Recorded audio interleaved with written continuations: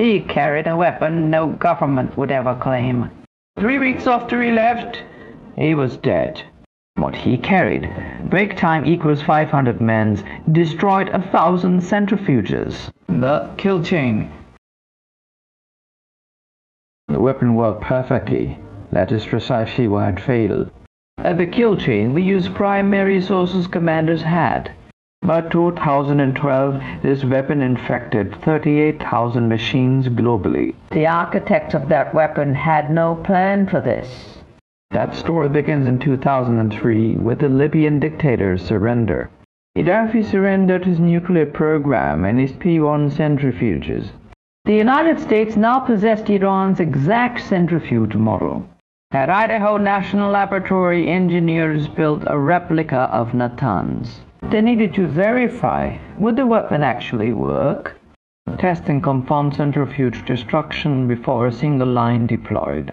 Natanz sat 60 feet beneath the Iranian desert floor.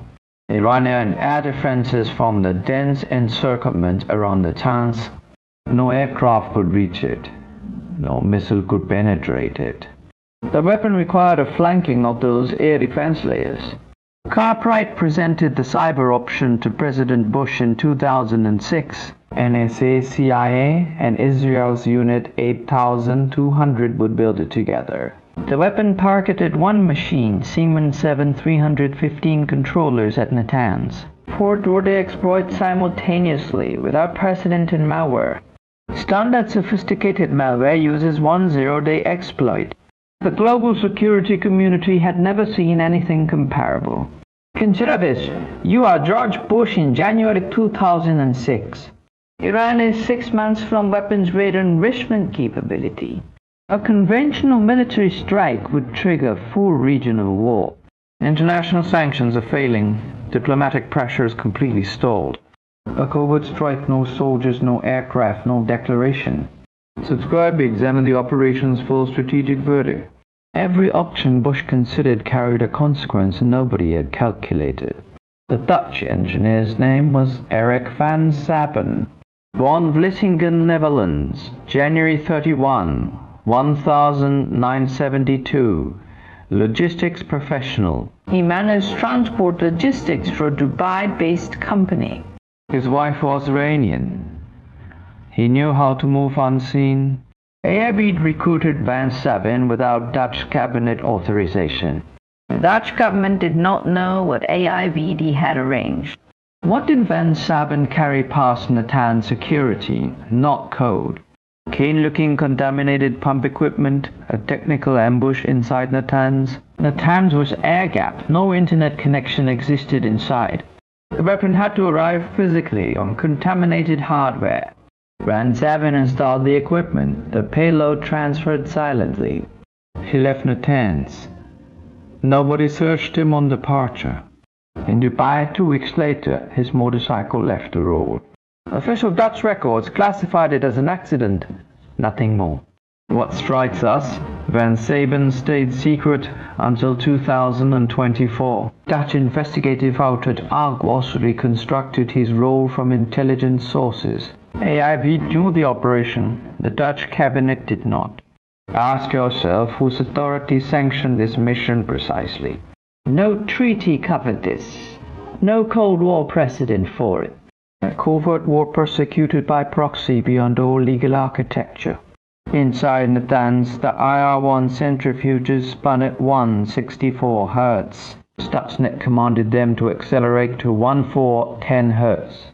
At that speed, aluminum centrifuge tubes develop microfractures. Stuxnet then slowed them to near zero for 50 minutes. The oscillating stress caused a mechanical decimation of aluminum tubes. Stuxnet kept its operators in a deep fog of war. Stuxnet recorded normal operating data from 3 weeks prior. A total deception, machines lying to their own operators. Iranian engineers could not diagnose why centrifuges kept failing. Their official conclusion, equipment defect or operator error. Management fired engineers, replaced equipment. The failures continued. The annihilation of 1,000 operational centrifuges was now complete. 1/5 of Iran's enrichment capacity dismantled in removal. IAEA cameras recorded sudden equipment removal, unexplained on paper. IAEA inspectors had no explanation. Tehran offered none either. Inside Fort Meade, Maryland, the NSA was watching every development. Unit 8200's reconnaissance intelligence confirmed the full scale of damage. By late 2009, Stuxnet had achieved its primary operational objective. The problem, the weapon had also begun mutating during propagation, and nobody inside the program had detected it yet. Tehran, 2009. An Iranian engineer had a laptop problem. His machine entered an unrelenting reboot, undiagnosable. He contacted a men's space security company for technical assistance. Virus Grokeda Minsk, June 17, 2010.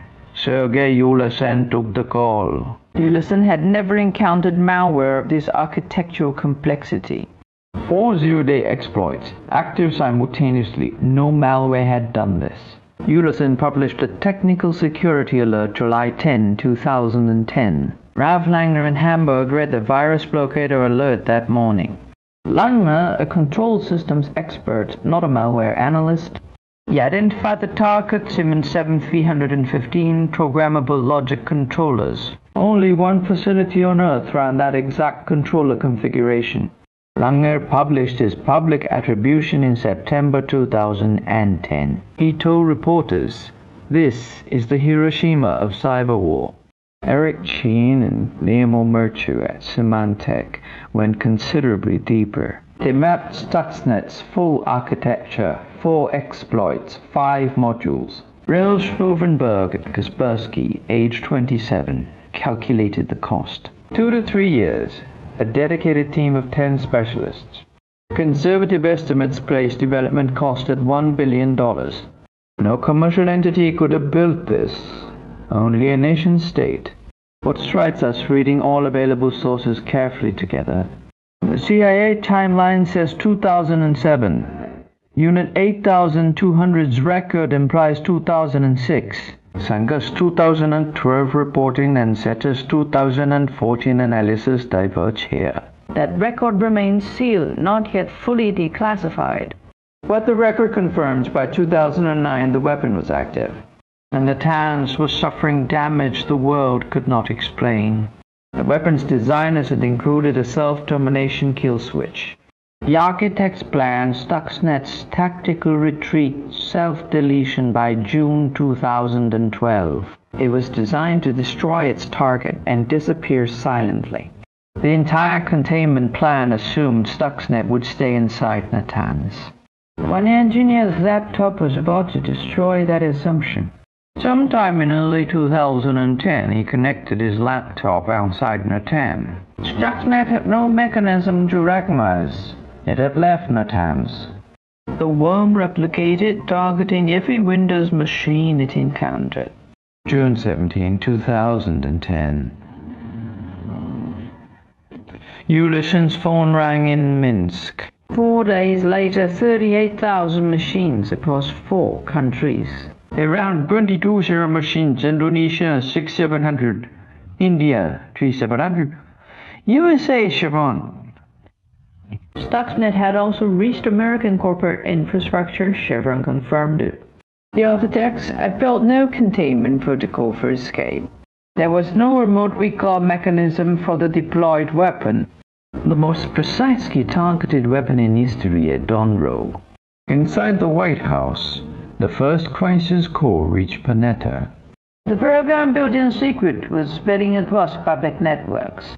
Obama's public posture confirmed nothing, denied nothing. Wait. Kaspersky warned publicly, all industrial control systems were at risk. Purpose, what a treatment. Financial peering networks, all now vulnerable. Stuxnet's architecture had become a usable template for adversaries. Within 2 years, 3 successor weapons emerged from this code base. Discovered September 2011 through intelligence gathering malware. Claimed 20 megabytes of core with Bluetooth exfiltration range. flame broke Microsoft's cryptographic trust using NSA's supercomputer resources. The NSA had broken trust and drove a Windows Update security. Gauss targeted Lebanese civilian bank account credentials, purely financial. The weapons had dramatically outgrown their original military objective. Iran studied Stuxnet's code and began building a military response. August 15, 2012. Saudi Aramco's internal network went completely dark. The Shamoon virus wiped 30,000 computers within 4 hours. The largest corporate cyber attack in history attributed directly to Iran. Pandora's box did not merely open, it shattered completely. Obama explicitly compared his decision to Truman's atomic bomb authorization. He opened a door. That door could not close. What strikes us reading the full record with historical distance? The tactical disruption was real, 18 months of enrichment delay. Iran rebuilt and substantially expanded its centrifuge program. Tactical objective achieved, the strategic objective was not. Schauffenberg estimated 2 to 3 years disruption as the maximum. Iran reached 60% uranium enrichment capability by 2021. Stuxnet may have delayed the inevitable, and nothing more. The legal authorization for Olympic Games was classified until 2013. A White House review quietly asserted sweeping presidential cyber authority. No international law existed to govern what they had done. Eric Ben Sabin received no official acknowledgement ever. His family learned his role through investigative journalism in 2024. The man who delivered the first cyber weapon died unrecorded. No uniform, no medal, no official record of his contribution. Warfare moves beyond the battlefield. No smoke, no uniform. The kill chain moved from kinetic to digital permanently. Stuxnet established the doctrine cyber weapons can achieve strategic military objectives. It also established a permanent cost. Proliferation cannot be contained. Full breakdown pinned in the comments. Sources linked below. What is your verdict? Subscribe and join the kill chain.